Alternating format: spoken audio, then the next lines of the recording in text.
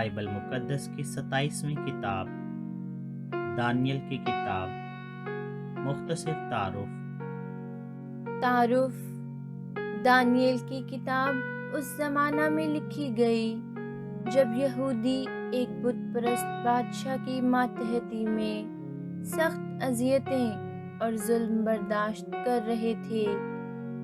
مصنف واقعات، تماثیل اور رویاؤں کے بیان کی مدد سے اپنے زمانہ کے لوگوں کی حوصلہ افزائی کرتا اور ہمت بندھاتا ہے، اور انہیں امید دلاتا ہے کہ خدا ظالموں اور ستمگروں کو گرائے گا اور اپنے لوگوں کی خود مختار حکومت بحال کرے گا۔ اس کتاب کے 2 بڑے حصے ہیں۔ پہلا، چند واقعات جن کا تعلق دانیل اور اس کے کچھ جلاوطن ساتھیوں سے ہے۔ وہ خدا پر ایمان اور اس کی فرمانبرداری کے وسیلہ سے اپنے دشمنوں پر غالب آتے ہیں۔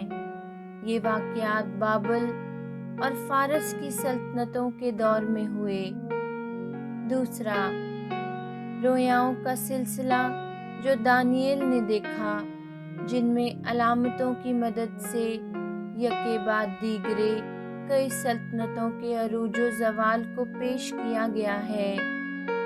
ان کا آغاز بابل سے ہوتا ہے اور نبوت سے بتایا گیا ہے کہ بت پرست ظالم زوال پذیر ہوگا اور خدا کے لوگ فتح یاب ہوں گے۔